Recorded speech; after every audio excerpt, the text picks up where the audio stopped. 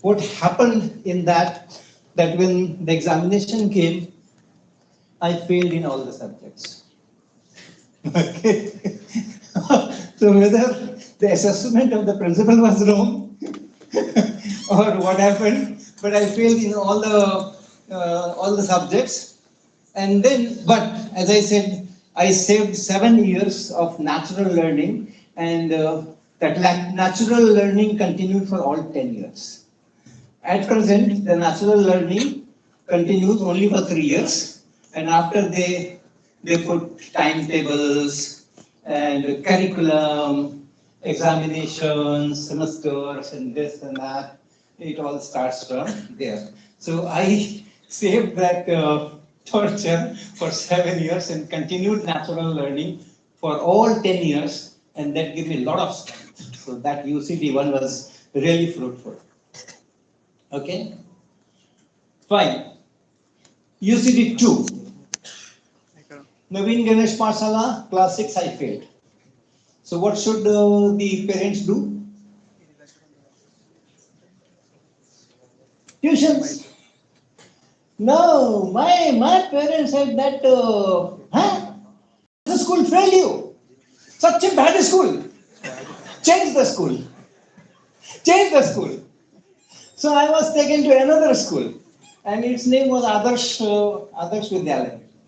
Yeah, and then the same story. The principal called me in the chamber, asked some questions, and declared that he is fit for class 7. So I was admitted in class 7. Okay? What is the message? Now when I analyze it now, yes, in class 6 examination, I failed in all subjects. But during that period, I learned what a class 6 student should learn. So the principal, Adarsh Vidyalaya principal, rightly declared that I am fit for class 7. And this hypothesis was validated when I again failed in class 7. And my parents say, oh, this school is also bad. Let's go to third school. So I went to Rammohan Seminary. The principal called him in the chamber, asked some questions, 10-15 minutes of interview, and then he declared, he is fit for class 8. He is fit for class 8. But that time my father requested the principal to get me admitted in class 7 only, because 2 times I had failed in the school examination, which was not disclosed before going into the principal's chamber.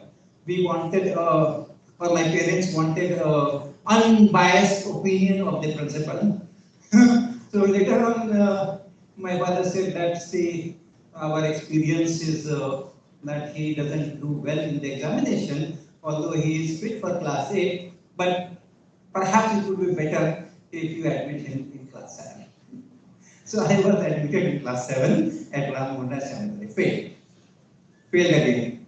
But not in all subjects, but 3-4 subjects, or 3 subjects more precisely, because Rammohan Seminary had a rule. If you fail in 3 or less than 3 subjects in the annual examination, then you will not be asked to repeat the class. You will be promoted to the next class. And I was the person who made full utilization of this rule. In the final annual examination, I will fail in exactly 3 subjects. And in the half-yearly examination, there is no limit. It could be 4, it could be 5, it could be 6, it could be 7. This happened in class 7, this happened in class 8, and this happened in class 9 also.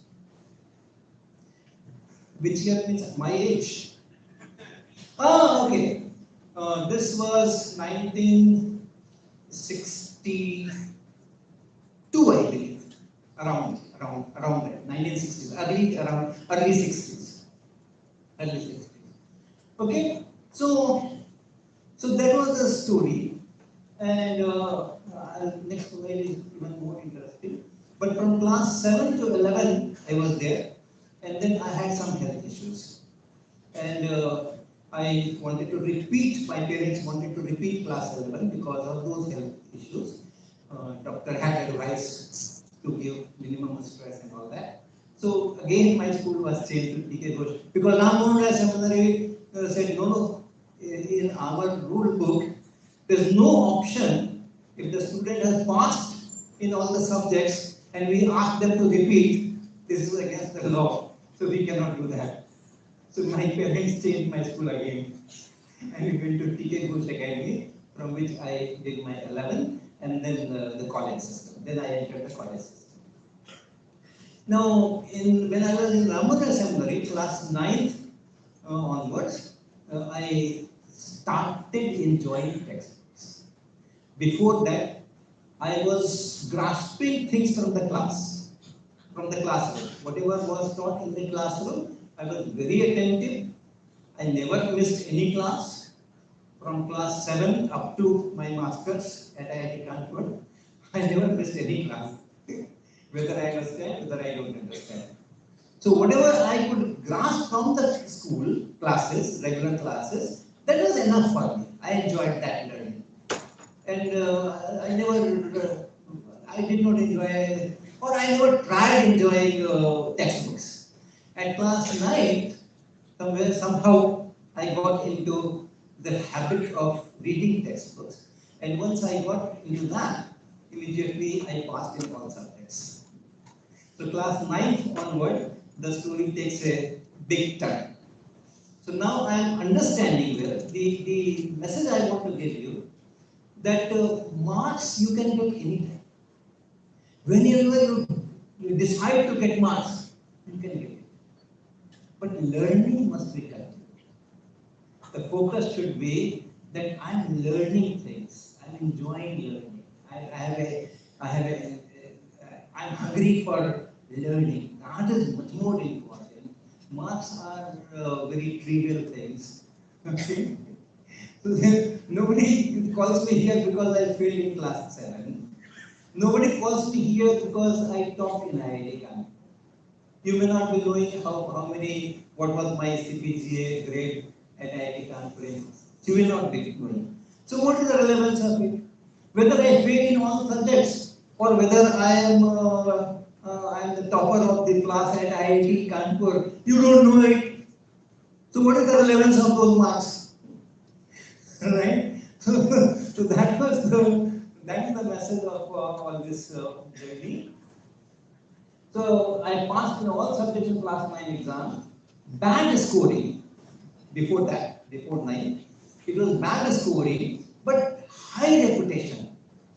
In my school, if anyone goes and asks who are the brilliant students of your class, all my teachers, physics, chemistry, maths, I remember all the names. My physics teacher in 1960s. Yeah, Prasad Saha, my chemistry teacher, Mindilal Malik, my mathematics teacher, Ramgati Sinha. I remember all the names because I was so close to them. They learned so much because they found a student who is grasping them, who is understanding quickly, and who is able to explain to others also, but still not getting marks, failing in the subject. So reputation was high, but the scoring one. So scoring versus learning, both the best combination is you score very well and you learn very well. But if that best combination is not there somehow, and you have to choose one of the two, I will go for learning, not for marks. Marks I can get any. All right. So if you want to live a good life, and what is good life? That is another big question. If you want to have a good life, you have to learn. And if you learn, you can also get good marks. Right? But if you are not learning, then you can get good marks, but life will not be good. So this is it. Now, what is a good life? I am in IIT, one of the IIT BTech students are here. What is a good life?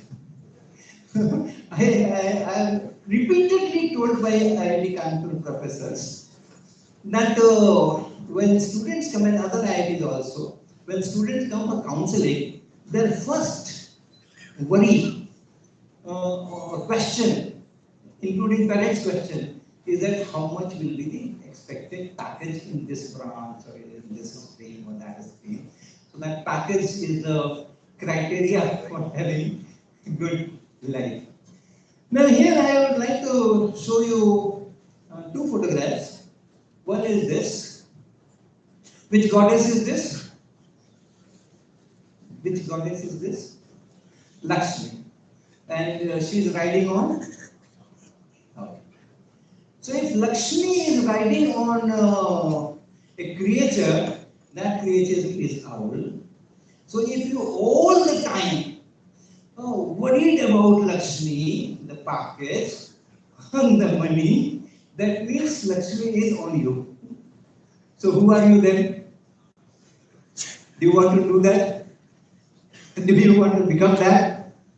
No?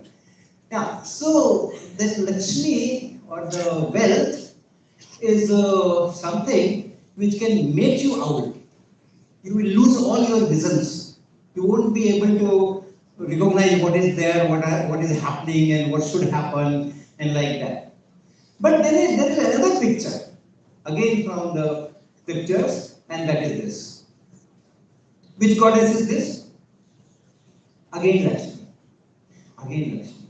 If you don't allow Lakshmi to ride on you, and you have your wisdom, the Lakshmi will be there to serve you. Okay? The Lakshmi is serving this God Vishnu, because Vishnu is not allowing Lakshmi to become dominant over you. Right? So there's the difference. So Lakshmi is not a bad thing. It's not a bad thing, but it should not ride on you. That's necessary. So what is good life then? Okay, that's a question. Now let me tell you this story. It's a very inspiring story, and in fact it has given me direction in life. Of course, this is I'm digressing a little bit from the journey.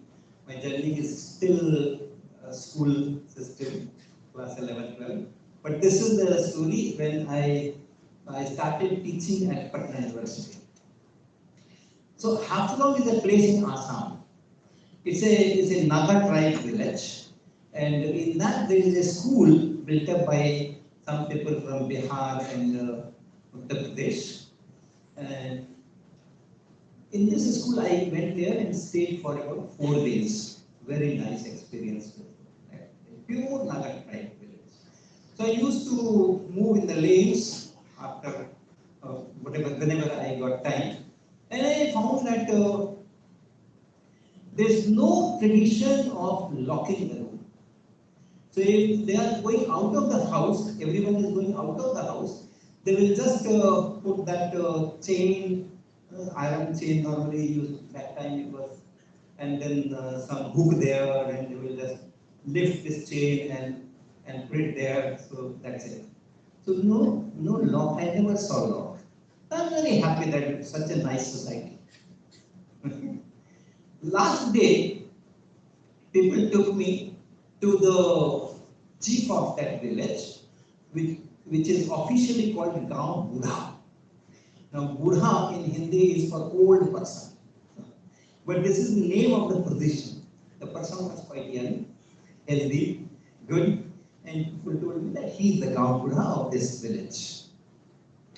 So I did not know his language, he did not know my language, but the person who took me there knew both the languages, so he was the mediator. So after a few rounds of talk, I asked this question, not question, in fact I was appreciative that your people are so good, there is no danger of any theft or anything, people do not use lock. So I was praising. It's good that. No, when this was translated by that mediator to him, his face became very tense. He was like angry with the question. And then in that tone he said something which I obviously did not understand. But then my mediator translated it for me and said that he is showing on the wall a beautiful dress which was hanging there. It was just on this wall.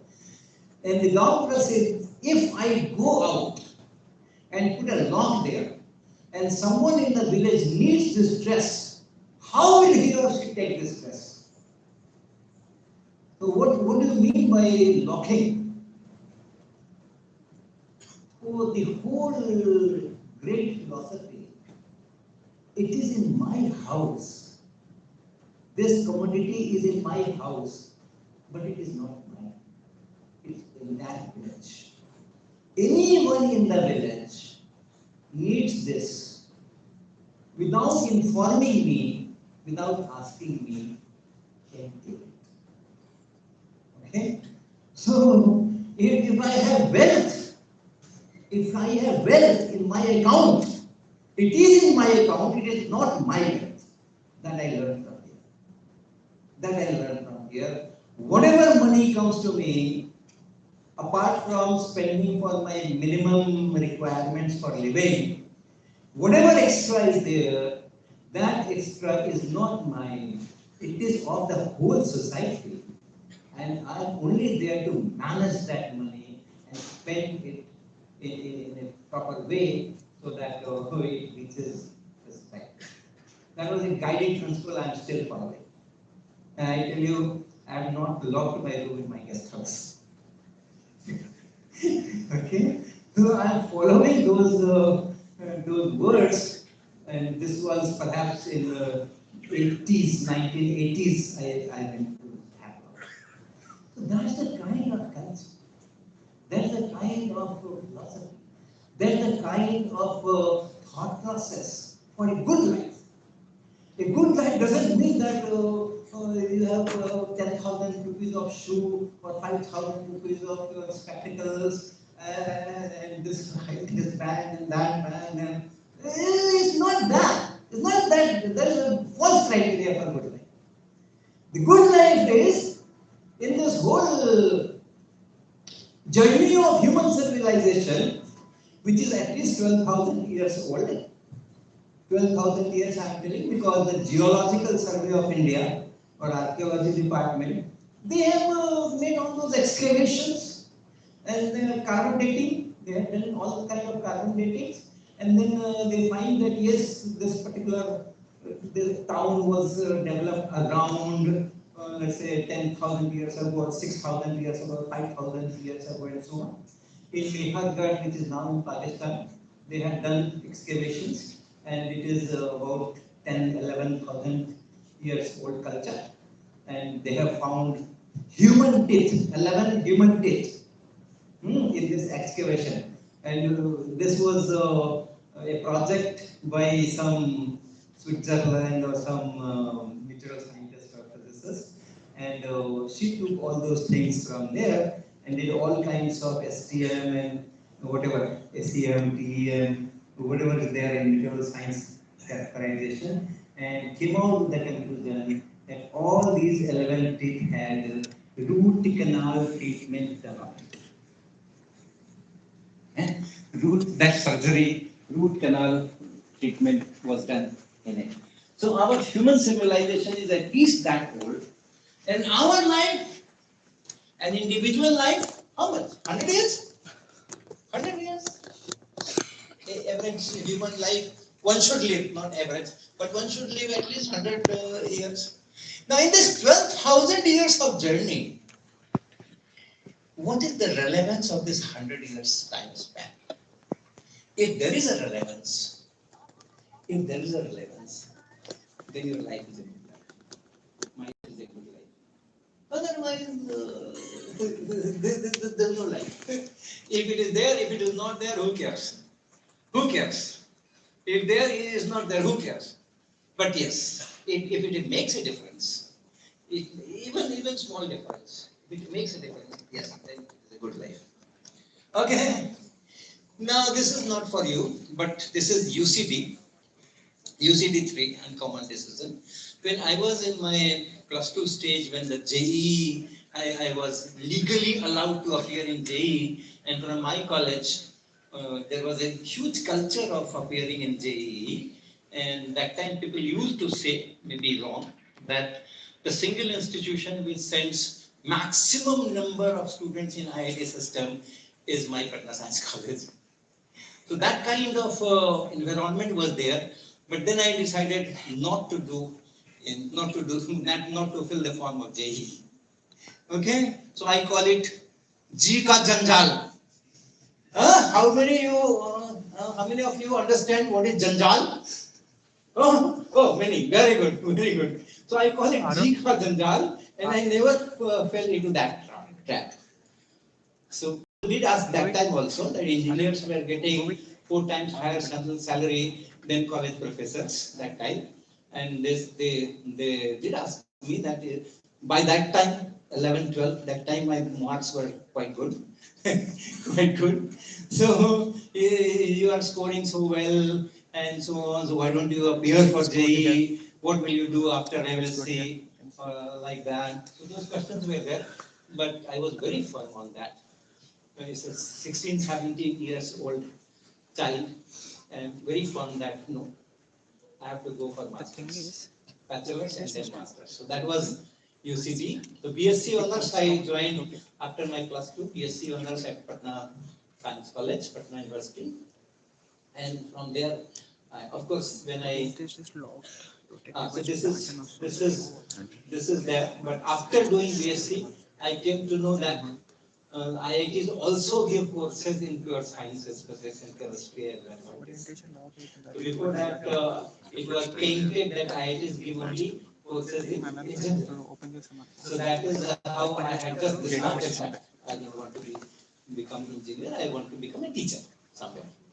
Right? But when I came to know after finishing my BSc that IT system also offers 2-year MSc, then I applied for it. And then I got selected in the first go, and I joined MSc, I joined PhD, and this lean and thin person that you see on your left is me. Now I have become very hefty, but that time I was in this form. All right. Now, the MSc PhD days also, I used to go for villages. Weekends, normally all weekends in villages. And I'll just go and sit with the people, get mingled with them. And those times, the development was, status was very poor. The power generation, the power cut, and then the roads, infrastructure, economic conditions. On the other side of the boundary wall of IIT Kanpur, the economic conditions were very bad, and on this side they were very good because all the luxurious items were there in cultural festivals. The bands were coming with took hundreds and thousands of rupees for just 2-3 hours. That kind of culture on this side, and on the other side is in a small room with a veranda. A family of 5 people, 6 people are living and preparing food there, and sleeping, and children are studying there. And then the power is not there. They are doing in that kerosene oil lamp and all that conditions. So I used to go there. I means I plus my many friends there from IIT. We used to go to the villages in most of the weekends and spend time there. All right. Now this is another story. I'll tell you some stories here and there. This is another story when I was in masters in MSc 2 year. And in MSc 2 years, in the second year, there was a experimental project course. I'm sure there's something like that should exist here also in all IITs. It is there. That in the third and fourth semester of 2 year MSc, we are put in a research lab, and then I have to learn things there, and then make a final report on which the evaluation will be made and grades will be given. So me and another student, Ramakrishna, we were sent to the same supervisor, same lab, nuclear physics lab, Professor G.N. Rao. Now this Ramakrishna had come from 5-year integrated MSc channel. After 12, he did JE, and he knew that there is an MSc in IITs also after doing JE. I did not know that. So he was coming from that channel, and I came from Patna University with BSc honors, that channel. Both of us were put in the same lab. Now, very democratically, Dr. G.N. Rao assigned tasks. To me, he asked to make a high temperature furnace, which can go up to 1200 Celsius or so. And this kind of arrangement for putting the sample and taking out the sample and vacuum, and the specifications were there. The targets, the furnace should have these qualities. And similarly for Ramakrishna, he was to design a liquid nitrogen cryostat. And then also the requirements were given like that. Now, since Ramakrishna had a training of IIT in first, second, and third year, after that they were merged with Harvard class. So he knew a lot of mechanical workshop things. So in a month, his prototype was almost there. And in the mid-semester evaluation, he put it on the table that, okay, it has reached this stage, and by the time semester ends, it will be done. And for me, it was still on the drawing stage on the paper, because I had absolutely no exposure of any kind of mechanical workshop. The regular BSc experiments, yes, my college was very good. And we did very faithfully all the experiments which were there. Same in the inter also, 11, 12 time also. So that lab facilities was taken very seriously, and lab courses and all those things. But then fabricating something, that I absolutely did not know. So when I was going to the workshop, people they will say, "Hey, vacuum leak, so you have to put an O-ring here." I did not know what is O-ring. Like that. So I could not show anything in the midterm evaluation.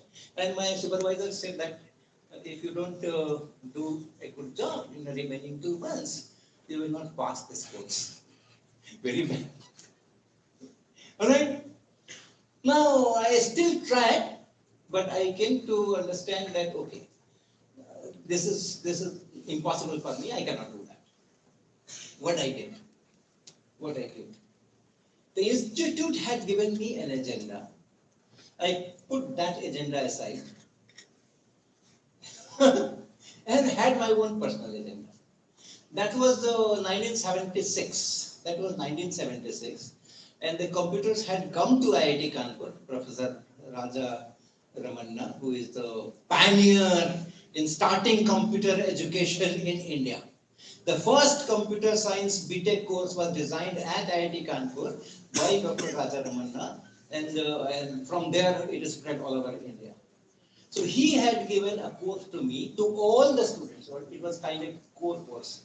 Anyone admitted in IIT Kanpur has to undergo that computation course. It was introduction to the language, Fortran code. So we were exposed what the computer program is and all that. So very small program, from 5 lines, 10 lines programs we used to write, if then else, and that looping. So find the sum of first 10 numbers or first n numbers, and like that, or find the factorize some number, given number, like that, some simple thing. But then it was, those days were very different from today. There was a big computer center at IIT Kanpur and big machine inside. And we were only able to see the machine from the glasses.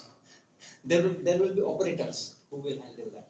We will be handing over our cards. Each line of a program is one physical card, 3 inches wide and 6 inches, 7 inches long, a card, postcard type card. And we will be punching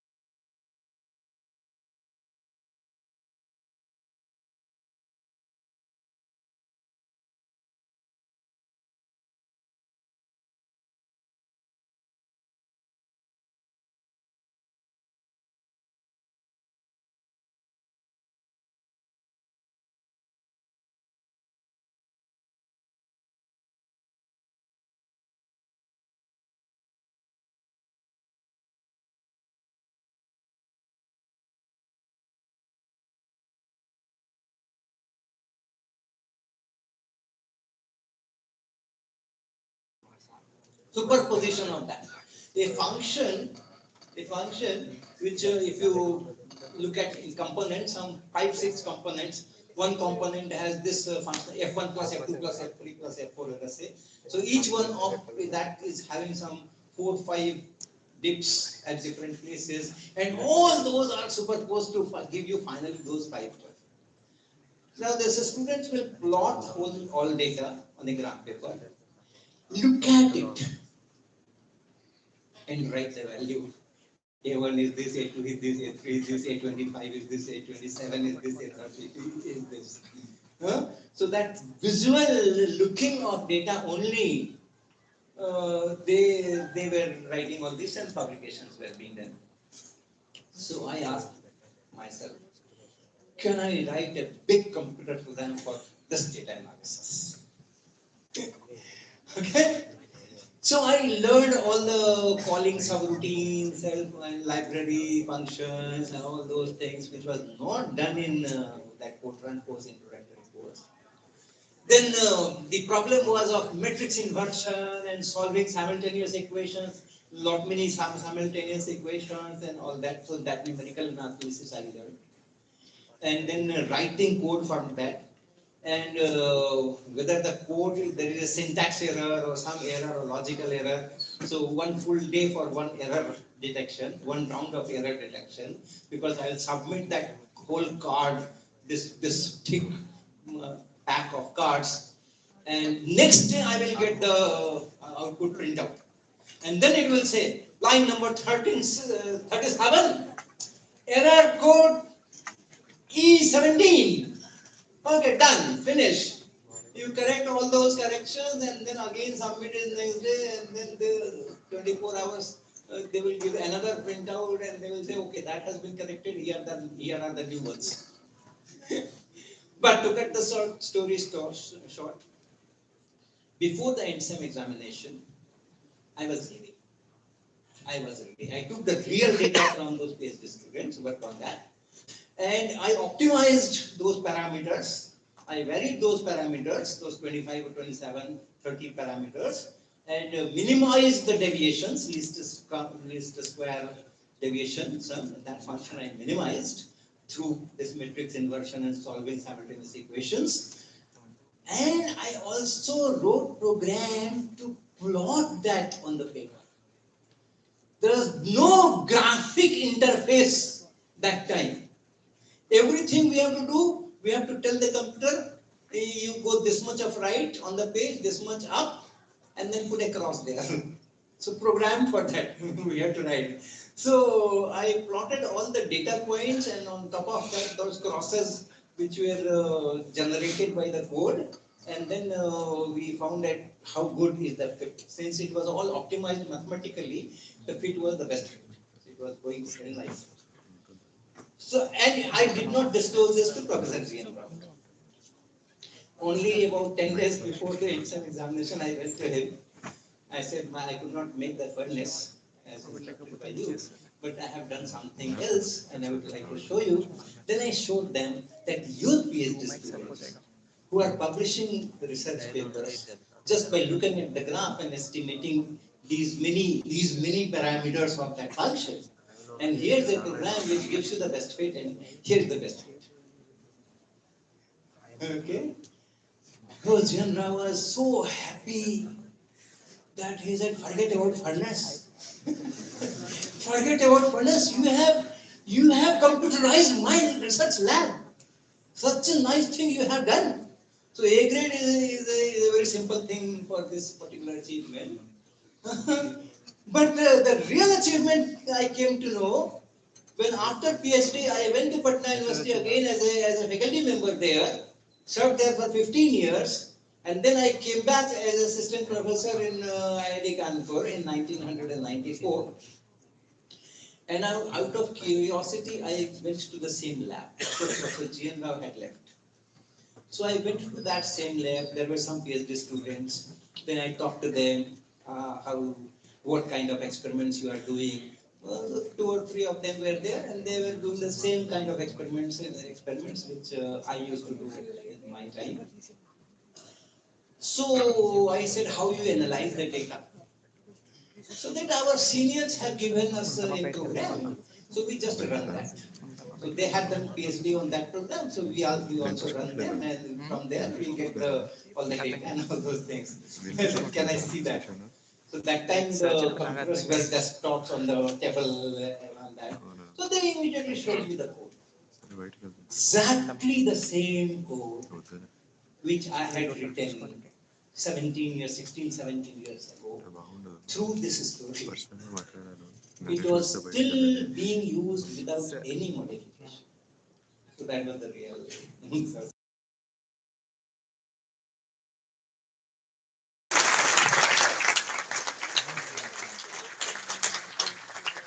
So have confidence. See, human brain has infinite power.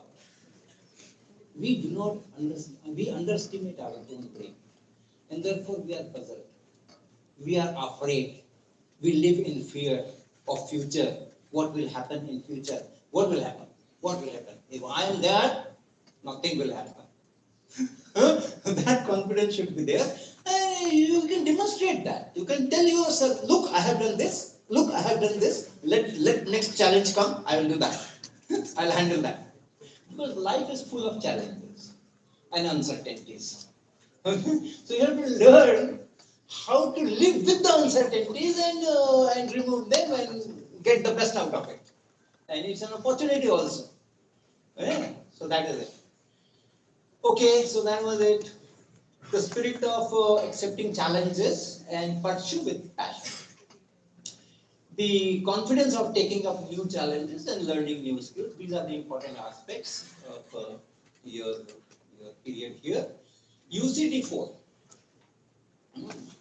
After my PhD, first when I passed my MSc, we were 15 students from that 2-year program and then from that 5-year program. The combined topper, I was the first topper. And the second topper was my friend Ajit Kumar Sinha, who his story is also very interesting. Let me digress a little bit. Ajit Sinha was the second topper of my MSc batch. He is from Kanpur, and he studied in a college, local college named Christ Church College, +2 also, and then what happened that I will tell you.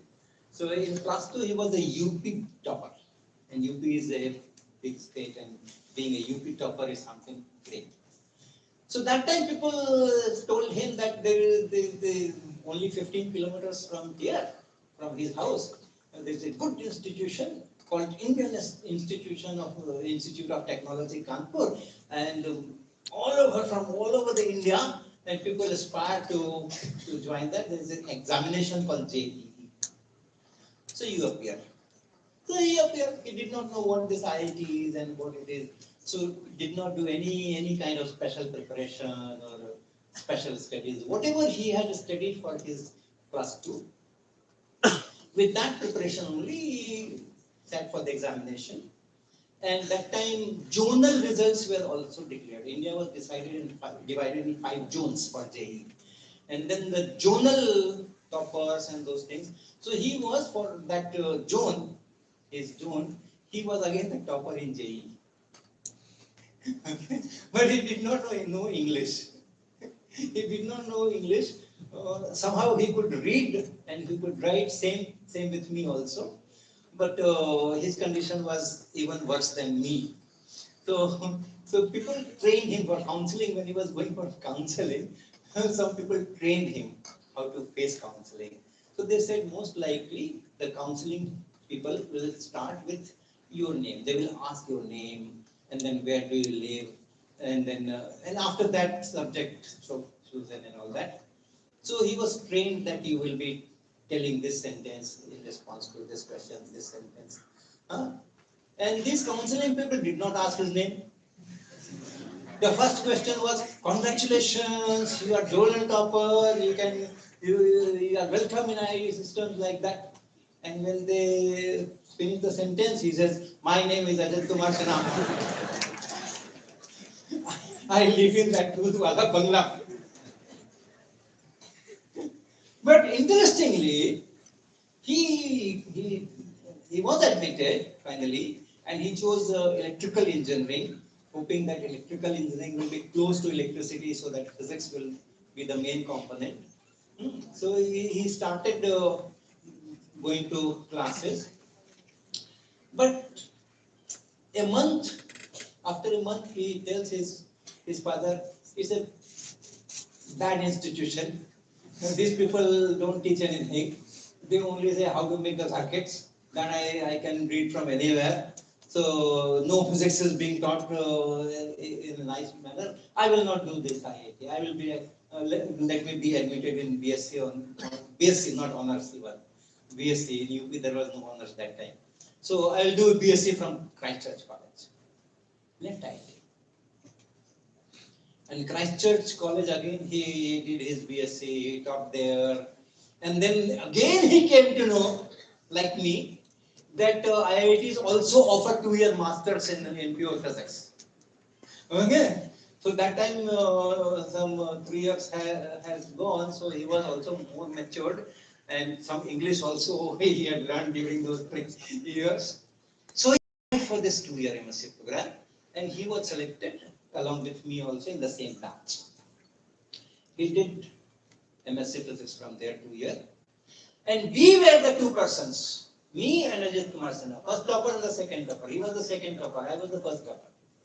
Alright? And the difference was only in the first semester. Because I had come with a wonderful training of Patna Science College, BSc honors. And he had come from a normal degree college, Christchurch College in UP, no honors. So there in the first semester grades, there is a difference, and that difference remained fixed in the entire period. So in one semester he picked up, and then there was no match to him. And this, after doing MSc, we 2% decided that we will do PhD from IIT Kanpur. We will not apply for abroad universities. No Berkeley, no California. Okay? So we 2% stayed at IIT Kanpur for PhD program. That was also UCD. And all the others from my batch who stayed in academics. Not everyone stayed in academics. Some went for UPSC, some went for something else. That all the others who stayed in academics joined some foreign universities, and we too were there. Ajit Sinha, after completing his PhD, was appointed in nowadays it is called IUAC, Inter University Accelerator Center. That time it was called Nuclear Science Center in Delhi. It was a big palletron, and it was just constructed that time. And the ions, a lot of ions are accelerated, and from there, material science applications, medical applications, many chemistry people, many people are using that. So that time the facility was being built. He was appointed there. He, from the scratch, developed a lab called HIRA, H-I-R-A. This was heavy ion research analyzers. And after that, he was made director of this Inter-University Center of DAE at Kolkata. He was there for a long period. Then there are 5 such IOCs by Department of Atomic Energies. And there's a common head of all the 5 institutions. So he was promoted to that and retired from there. So that's the success story. Okay? So when I finished my MSc and I declared that I will be doing PhD from here, my professors were a little sad, and that okay, he could have been much better researcher if he would have joined those universities, and he is joining IIT Kanpur. But IIT Kanpur professors cannot say this explicitly. Okay, impossible for them. So, okay, fine, they accepted it.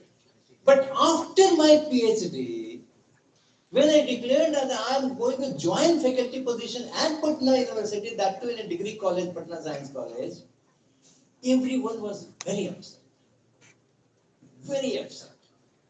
That such a boy, topper of MSc, PhD he did in record time. 3 years only I took to finish my PhD from IIT Kanpur. Not that others had not done it earlier. but that was the minimum. That record, I shared that record of finishing PhD in 3 years. So I did it alone because my supervisor went to France after 1 year of my enrollment in PhD program and he never came back. And there was no other one who could supervise me. So I did my PhD alone. And remember, I was communicating with him. I was doing something and then writing something, sending that to Professor Jianzhou in France, and he will reply and will come back here. But the mode of communication was postal department. No internet and no email facilities. Right? So it used to take about 10 days for my package to go from Kanpur to that Grenoble, and then 10 days for coming back, and he will work on it for 5-6 days. 1 month for one communication. That is how I did my PhD. Right? And after doing this PhD, and I'm telling that I'm going to Patna University, where there's no infrastructure, no labs, no facility, no research, no culture. So all my professors were very upset that he's ruining his life. But this was actual UCD. I said, no, I will be there. What was the logic? What was the logic? They knew that I have a fascination for teaching. Okay, and Patna University is giving me the teaching position, therefore I am going. So they all advised me that you do these PDFs, postdoctoral fellowships on 1 or 2 places, and then come to IIT system and teach here. So that your research profile will also grow and your teaching fascination will also be satisfied. That was a very good advice in fact. But then my take was totally different. I said, if I don't join IIT system, whoever comes in my place will be much more capable than me, at least not less than me. IIT system takes faculty members after a real grilling, hard grilling. So, if I don't join IITs, IITs are not going to lose anything because the person who they will select will definitely be equally good or even better. But Patna University, Patna Science College, if I join there and if I don't join there, can make a difference. Life must be a good life. Life must be useful. Okay, like thousands of faculty members are there in universities, central universities, IITs, and other institutions. So if I also join, the contribution will be less, or the difference will be zero. In fact, if I don't join, somebody else will join. So the contribution to the society will be minimal. But if I join a state like Bihar, a place like Patna, a place where people do not know what IIT is, that can make a real difference. So that my 100 years can be useful. So that was the inspiration I joined, and it did work. It did work. There is a culture of doing research, the culture of going for higher education, people going to different. I expose them to all the kind of facilities. We have research facilities in India for the students, and then for the profession and all those things. So that I did for 15 years, and I did my job. From there, I produced 5 PhDs from that. Of course, not that quality, but indeed, some publications were there, including one physical review being from Patna. That was it. Okay. Now, this UCD actually gave me a very big success jump, very big, and that was okay. That was this. This was until when I was in Patna. You had it that if I would have joined some IITs or gone for some postdoctoral for Berkeley or some Princeton or somewhere, this book could not have come. So he paid me immensely. paid me immensely, because when I was writing this book, the idea came, why did this idea came to write this book? Today I am earning a lot of royalty money from this book, but that time I did not know that this book will be so popular that I will be getting so much of money. Lakshmi will come to me. Lakshmi will come to me, I did not know. Since I was asked to teach +2 students at that time, that time +2 was also there, BSc was there, and MSc also I used to teach, because the university department of post-graduation was housed in my college building. So the routine was common, timetabling was common. So I used to teach MSc, I used to teach BSc honors, BSc pass, and +2. So in +2, I felt that the way I teach physics, the qualities which I want to cultivate in the students through my lectures, the kind of thought process I want them to go through, there's no textbooks available. And therefore the students have nothing to read after going from the college. And that is how I decided to write this book. And essentially this book was written only for 128 students per year. Class size was 128. Every year new admissions will be there, and 128 students will be admitted in the class, and I will be asked to teach them. Sometimes this optics, sometimes mechanics, sometimes electricity, but 128 was the class size. I wrote this for those 128 students only. But then I put 8 years to write this. It took me 8 years to finalize the manuscript for those 128 students per year. Life must be good and useful. That's the prime thing.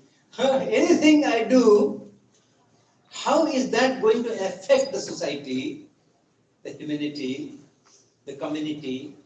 That is the thing at the top. So, okay, fine, 120 students every year is a large number. If I can orient their thought process in right manner, I am contributing to the workforce of India. Okay, so that is how this was created. And once this was created, another UCD, I don't know whether I have written or not. The passion to contribute for the society good, love your people and put all efforts for them. You generate emotional connect and faith. No, I am not written. There is a small story.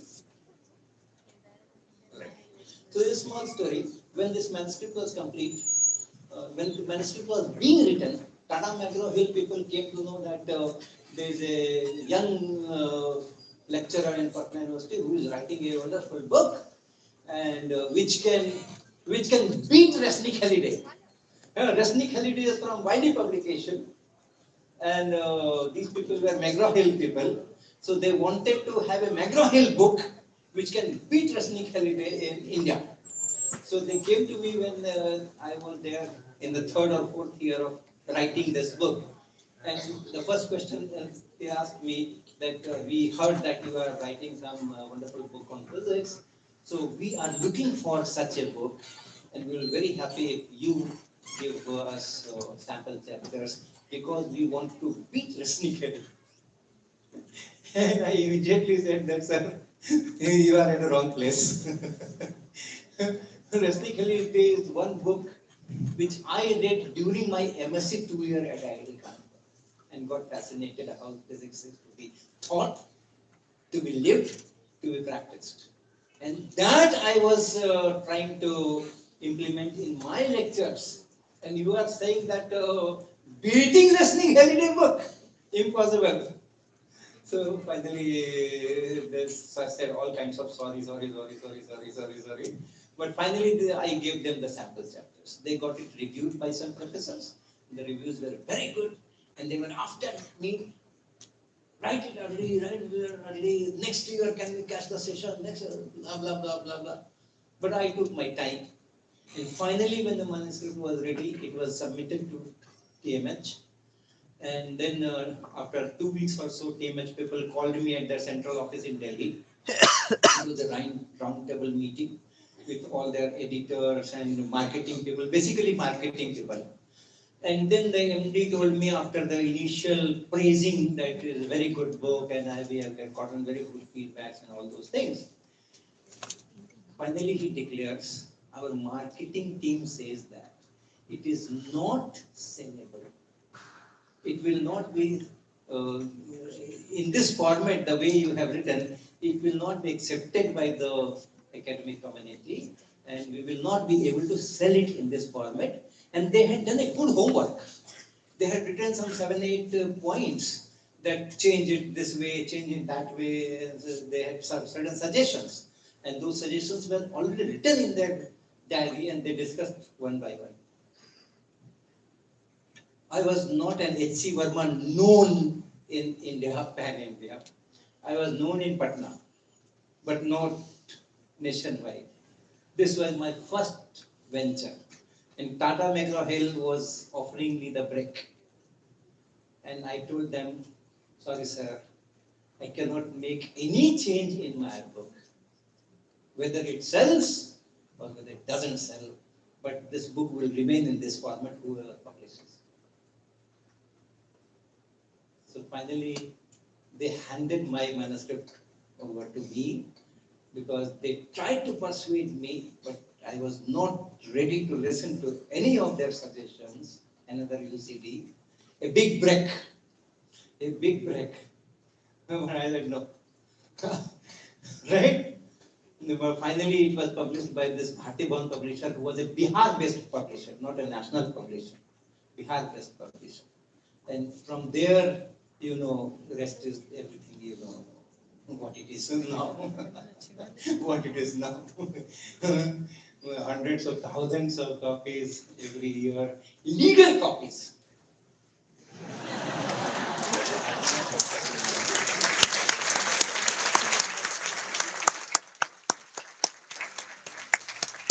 All those PDFs that you download are all illegal. All the PDFs of concepts of physics and its solution.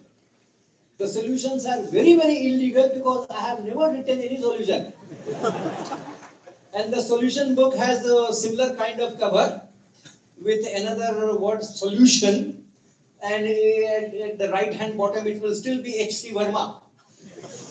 Okay? And people are doing that. Not one solution, dozens of people are doing that. So there is absolutely illegal. And the concepts of physics itself, there are PDF download is one, that's also illegal. The copies are being printed by some dubious persons because nowadays technology is so nice that they can just reproduce the same quality and same clarity and same figures and everything foolproof. And Amazon is the worst place to buy this book. Whenever students come to me for getting the autograph on their book, and I see that, okay, the hologram is absent. Then I ask that from where you have purchased this? Amazon. Amazon. The legal copies in hundreds of thousands are being every year. And of course, the first generation people pass it on to the second generation and their own generation. So that is all legal. Okay, every year this is, so that's the kind of success stories that can come out if you have these uncommon decisions. But not every uncommon decision will fail. For that, the backup, your learning, your strong will, your confidence, your goal, you are working for the society, you are working for making your own life useful, passion. If those things are there, then these uncommon decisions will pay, right? But if you are in doldrum, then don't go for such decision. All right, some highlights. Emotional connections. Emotional connections. Not only that my book is selling, not only that I am getting royalty, not only that students are getting benefited, but such a great emotional connect I have developed. These are some examples. This person is from IIT Roper, and recently there was international conference on physics education research, and he was the chair. Now, when we are chatting on dinner table, then he told me that after his PhD, he spent some 6 years in Italy and Germany for postdocs, and 30 kg was allowed to take in the flight. And of those 30 kg, he makes space for 2 kg of concepts of physics and kept there with him for 6 years and brought it back. I don't know why. He's going for postdoctoral fellowship. He has done a PhD. So he will be doing in that particular area, very specialized area, he will be working there.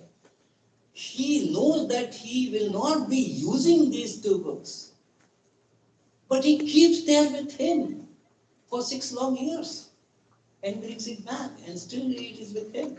So that's only the emotional connect that I have with people whom I do not know. Okay? And then 1 or 2 more examples. I am giving autograph to some lady, and this lady is Dr. Rashmi Kumari, and she is assistant professor of zoology. Why should assistant professor of zoology is getting my signature on the book? It is for these 2 kids which are there. Okay, these 2 kids.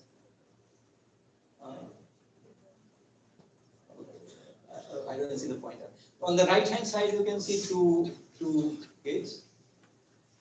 She is getting the autographs for these 2.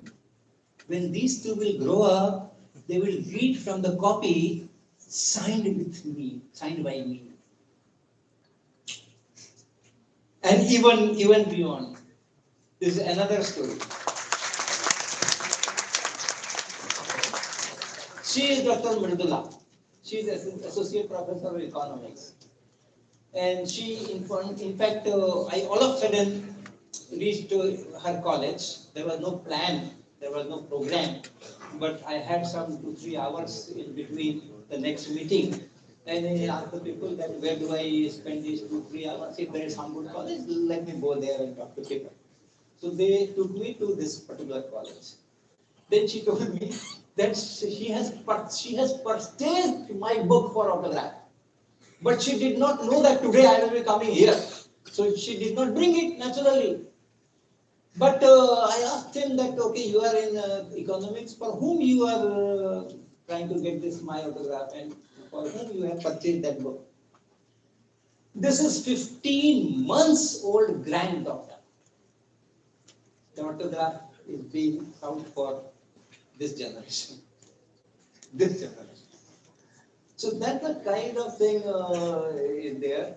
As faculty member at IIT Kanpur, going back to school college education, another use. Our mandate is to do good research, maintain our laboratory, develop it further, and teach courses to students. That's the IIT Kanpur, IIT mandate to the faculty members. That's the mandate. Without diluting anything there, fulfilling all the responsibilities which IITs expect from me, including support in administrative work once you become senior. I chose to go back to school college systems, developed large number of experiments for them, large number of modules, I developed for teachers training program. Gave several courses at BSc level. I'm very sure some of you must have done those online courses which I have given at bsc.hcverma.in. Yeah, I can see people nodding heads. Time wrapping. Okay, done. Okay. So all those things I'm doing is my decision. Doing all the IIT mandates which was given to me, I am also exerting in this field. Of course, now I retired 8 years ago, so life is simpler in that sense. that I don't have to take classes and don't have to guide PhD students. Good? All right. So then I have rewritten this concepts of physics in Hindi. It's not translated, it is rewritten because I have to put, I have put 33 years of my experience after concepts of physics was published. It's 33 years being completed. So that experience I have put in this particular book. Because I don't want to waste that experience. So I'm doing a lot of things for this. Then I have also written a book on calculus. The name Calculus, the Princess of Mathematics, and this starts from school level, and I'm also involved in some book writings, science book writings, and I have introduced chapter on calculus in class 9, little bit. Then it will also be continued in class 10, and then 11 and 12 regular calculus. So it starts from that level, and it goes to second order differential equation, homogeneous and inhomogeneous, both. So up to that spectrum. Okay? And there are many things which are very unique to this book. Many things. I will not tell that here. If you purchase it and you read it, then you will come to know that how different this book is. Alright, so these are the kind of things. Teachers enrichment camps we are doing. The plus 2 teachers, basically we work with plus 2 teachers in different areas. Recently we did at IIT Hyderabad. They provided funds, they provided the guest house rooms and the food and everything. And it was a 4-day camp, residential camp for about 40 teachers. We keep doing this kind of camps. We have a program where we do 7 days residential camp with the school physics teachers, exclusively to solve with them JEE advanced problems. Okay, and it's a very successful and very satisfying program when our school teachers say that, oh, we did not know, this is in our reach. This is in our reach. That's very, very satisfying. All right. Students orientation session. This picture is from Kashmir. And all these things. This is the place where I live, Sopan Ashram in Kanpur. This is an ashram, but there's no puja part, no ghanti, nothing. It's all science ashram. Okay? We have a science resource center where from class 6 to MSc students doing their dissertations in universities, they come and utilize our facility to get engaged. All right. So that is all. Thank you very much.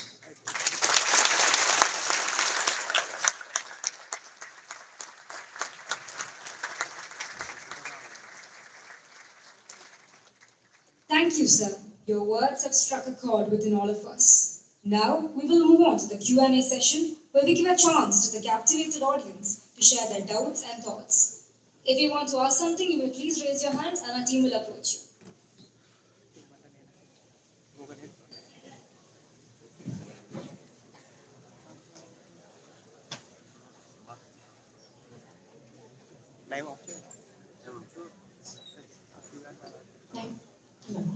Thank you so much for that session. It was indeed lovely. I'm here, just behind you. Yeah, yes, sir. So I just I just had one question, like, how to become parents like yours who didn't freak out when you failed so many times? Because I failed all my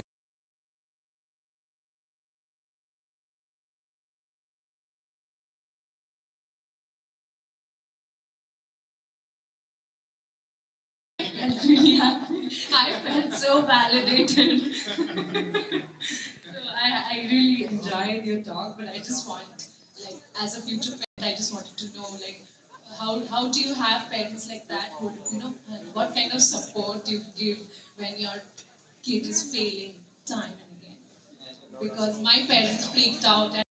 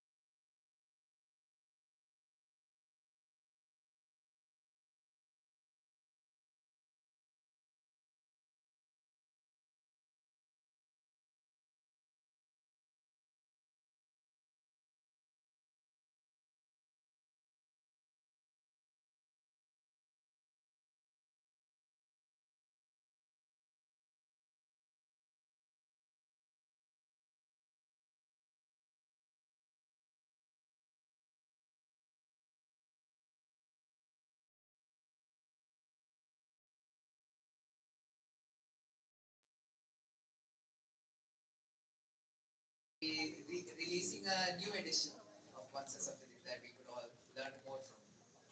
Right. Thank you. Thank you for your comment. Good.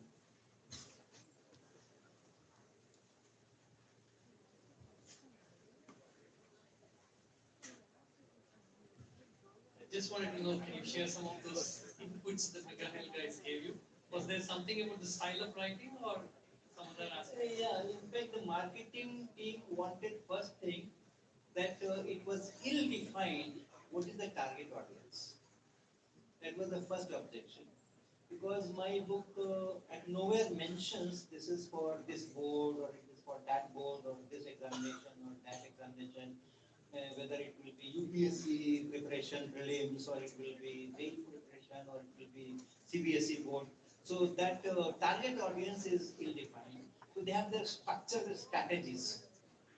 So they found it very difficult where to pitch. to pitch. So that was first thing. Then second thing was that there were some comments by some people that most likely this will be used by JEE aspirants. So they took those feedback seriously and suggested me that you should include the IIT JEE questions in your book. You have formulated your own questions. Most of the questions are formulated by me. And the idea of formulation was that I used to read the chapter and guess when the student will read what are the points which will be skipped. Okay, they will glance over that and they will not pick up the point, those possible points. For each such possible point, I formulated a problem. So that the problem will force them to understand that and recall that and like that. So this is how the problems were formulated. Most of them. And they wanted that some JEE problems with those brackets 2001 or 1994 like that should be there. That was their another suggestion. And I told that those JEE problems do not fit in my scheme, so I cannot give. If they fit, I have given. I have given, but not verbatim. I have taken that spirit and formulated my question if it fits into the thing. But I cannot do that. Similar kind of.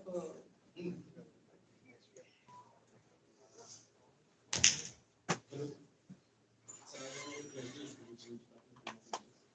And sir, I have a question that during my classes, so I am not able to catch all the things, mostly of all the things.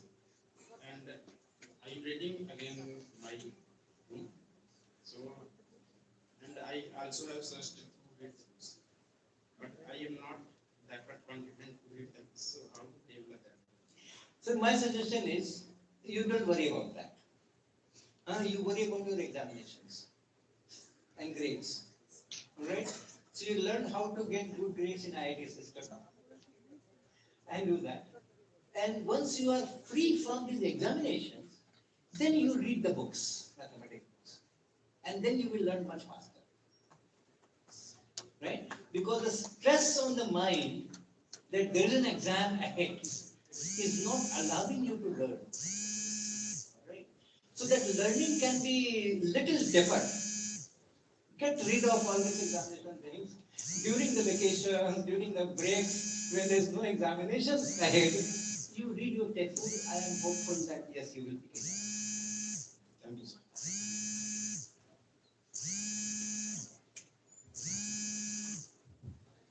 Good evening, sir. This is not a question, it's more of a request. This guy wants a study. No. Only on the books. You saw the photos. Sir, I don't Only have a on book my currently. books. Only So, on my books. Nothing else. like,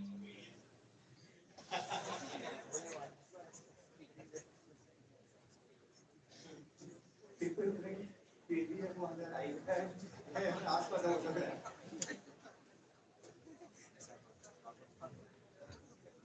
Hello, sir. So, like almost everyone here, I came across your book in class 11, Concepts of Physics, and I was really fascinated by the types of problems. It was very different from other books I had read until then. But I have a very, very specific question for you.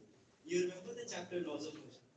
In that, there were certain problems where monkeys were hanging by the tails of other monkeys. What really inspired you for such problems? you remember that question. Had I put two blocks connected by a string, would you have remembered this? Absolutely not. That's it.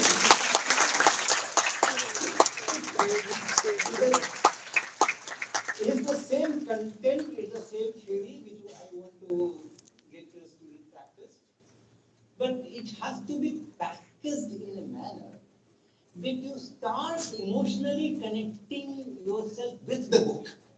That is the target. Once you start feeling this is my book, not because I have purchased it, that way it is mine. It is my book. It's my culture. It's my surrounding. It's my life which is there in the book.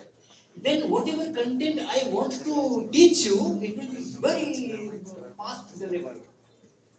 So that is why I have made all these kinds of strategies to formulate my problems in that fashion.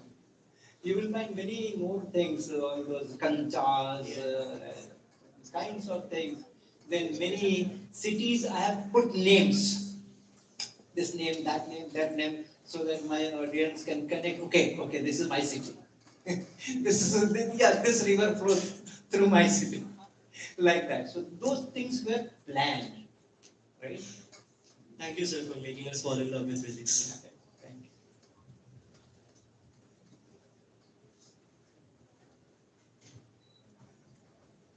Good evening, sir. Sir, as you told that you did your PhD within 3 years, and without your professor went to France, how would you manage all that within 3 years? Okay, this is a top secret, but I will reveal it. See, I planned this entire journey that after MSc I will do PhD from here, and after PhD I will go back to some university, some college in Bihar probably, or some other place, but not in IIT or IISc or these kinds of institutions. That was my plan from very beginning, rather. So that MSc project 2 years, in which I wrote that program for least square optimization, that I took as my PhD first year. I told myself this is my PhD first year, 2 semester project. So I started working from there. So it was not actually 3 years. So you add this 1 year, number one. Number two, after this semester was over, fourth semester was over, result was declared, and then PhD admissions, there was break of about 2 months or so. That 2 months I spent in that lab, and there was no other courses. When I was doing this project course, there were 4 other courses also to pass. But those 2 months, it was 1-point program. Right? No examination, no tension. As I told him that once you are free of that examination thing, then your efficiency can be much more. So those 2 months were also very productive. That time my professor was here. And then after admission in PhD program officially, you have to do some 1 year of coursework. I got exempted from that. I wrote an application to the department. Since I have done all these things very recently at IIT Kanpur itself, so you can have my end semester examination in the very beginning, and if I fare well, then so I did that. Department IIT system is very nice. They are very sensitive, sensible, and the decisions are very good. So they took it, my request, and they gave me examination in all the papers which were there in that review course, first year coursework. And then I passed in all of them very nicely, and except one course where my instructor was particular that no, you should do it, you should do my course. So all those 5 or 6 courses, I had to do only one course. So that also time saved. All right. So if you add that also, that coursework 1 year, generally people don't do much of progress in the research. So you can add that also. So that was strategically, I planned everything so that I entered this PhD program in 1977, and I got my degree in 1980. So officially just 3 years. Okay? So the human brain is really very powerful. You can handle challenges, but you should have a lot of self-confidence and skills in you. That's it. Sir, this side.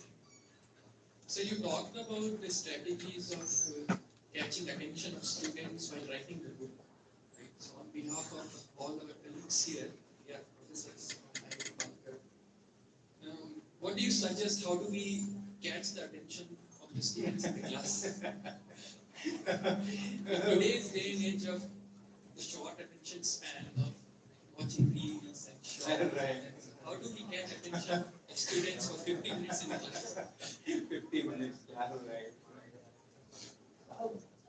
This problem was always there. The scale is different, the scale is magnified. But the problem was, when I was teaching in IIT, my strategy, even at Patna, my strategy was that during the lesson planning, I had every time, for every lecture, I would assume that the student who is not paying attention, there are many reasons for that. One is I am teaching, the student is not understanding, and therefore the is not paying attention on the remaining lecture also. This is one big thing. So, such a student, what such a student will take home from my lecture? So maybe I wanted every student to learn one thing from that 50 minutes lecture, right? And I worked on it, that okay, even if the student is not paying attention, this particular 5 minutes he or she should pay. So I will design something on that for those 5 minutes. Once that 5 minutes works, then the job is over. He gets connected to you. Then he will or she will pay attention also, and so that emotional connect one has to. For example, I had to start that oscillation chapter, BTech first year. All that damn 10 resonant oscillations and all that. So I started with a pendulum, normal pendulum. Okay. So I went to my class, put a clamp stand there, and the string was there, a ball was there on one end, and then I tied that string on that clamp, and then put that knot, and then oscillated the pendulum. The pendulum was oscillating, and I was talking to the students on something, and it in about 2 minutes or so, I looked at the pendulum, and it was not oscillating this way, it was oscillating this way. Okay? And it was making sometimes ellipse, and sometimes circles, and sometimes this way, and sometimes linear oscillations this way, sometimes this way. So did I start it this way? And all the students stared at the pendulum. No, you started it this way. Now it is going this way. All right. That's it. Everyone will remember that in this particular class, we saw something which was very amazing. That a pendulum, when we did experiment in our school, it went very nicely in one place. And here everything was done in front of them. Everything was done in front of them. And then these oscillations. So that was one piece which everyone knew. And they started asking me questions. Tell me how it was, why it was, and why it is not when we do the oscillations, and so on and so on. So if you can, every lesson, if you can think of one piece where everyone is getting connected to you, then in the next lecture also the person will be connected. Waiting for what I am learning. Even if the first 30 minutes is not learning anything from your lecture, still waiting, like perhaps now, perhaps now, perhaps now. So that 30 minutes also paying attention. Although maybe it's above the capability of the students, not learning, but still paying attention. Something will be learned anyway if you pay attention. So these are kind of strategies one has to evolve. The experiments are a very nice thing to catch through it. And it was, you people all know that putting the knot there, there's the trick. There itself, that knot itself is oscillating and giving you all kinds of coupling to this pendulum.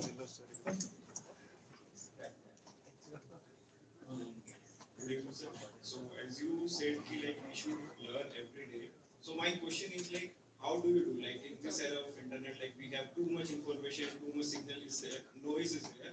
So how do we learn and like how it has changed over the years, like in your whole years to now? And one personal question, like what are you currently learning right now? Many things, what are you currently learning? I am now learning Bangla. Okay. Yeah, so this is a kind of awareness campaign. It's not academic problem as such. This internet and a lot of material available and how to get to the right kind of site of this whole noise, where is the signal, to locate that. So it's a kind of a social problem. Academic processes are part of it, but basically, just like for environment, we say that social awareness is needed. We should not put a lot of carbon in the atmosphere. We should not use too much of electricity, unnecessary electricity. It's a kind of awareness campaign. We know that it is harmful, right? But we are not aware, so we are doing that. Similarly, students do not know that it is harmful, and since they are not aware, it is doing that. Academically, yes, academically, if you are in an institution, then little bit contribution can come from the faculty members who are much more mature to tell you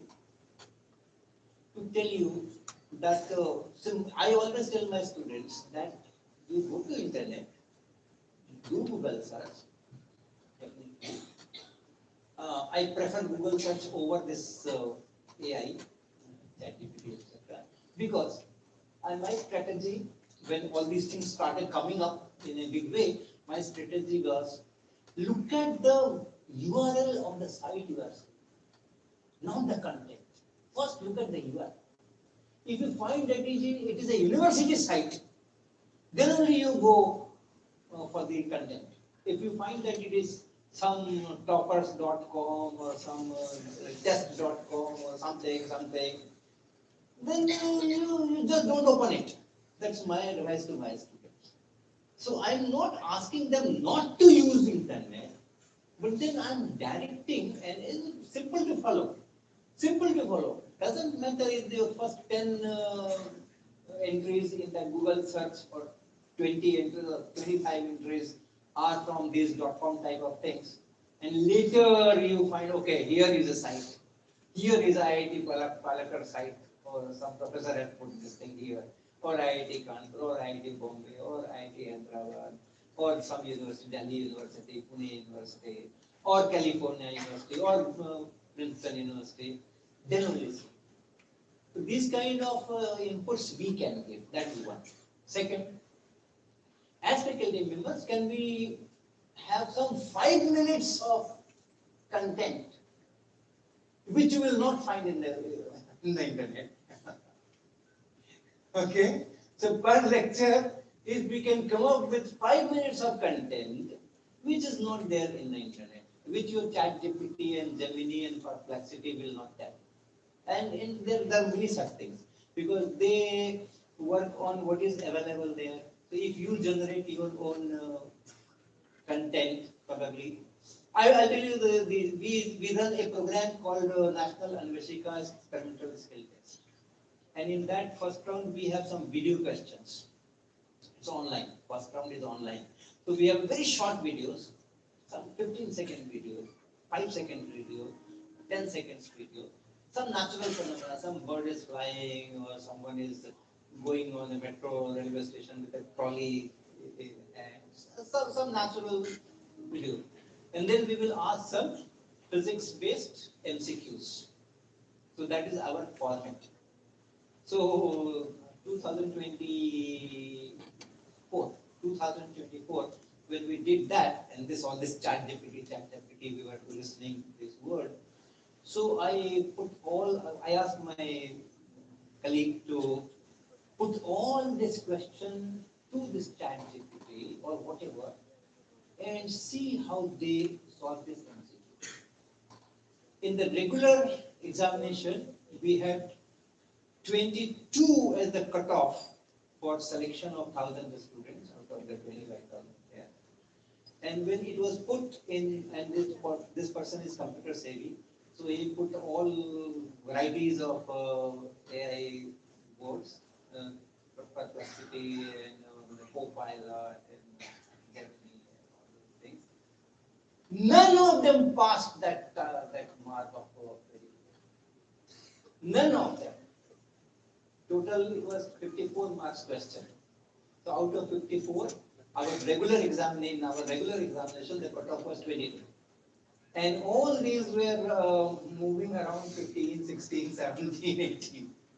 So if you generate new ideas, which most likely will not be there on the internet, after all it is doing the data processing, intelligently learning your large language model and neural network and all this, but the basis is those data only. Okay? So if we can in our lectures do something of this sort, 5 minutes of content, this will not be able to handle. That's one way of making our class more useful and taking children out of that. They should feel that, okay, this is not the God. This is not written by the scientists. It is being collected from here and there, of course logically connected. Right? So these are good. I am using all these things. Many times I am using because I want to get acquainted so that I can tell my students that what is good and what is bad. If I have no experience, then how can I tell? I am using that. It is good. Many times it is very good. But I will still say that don't fall in the trap. University sites are the best. So this awareness has to be.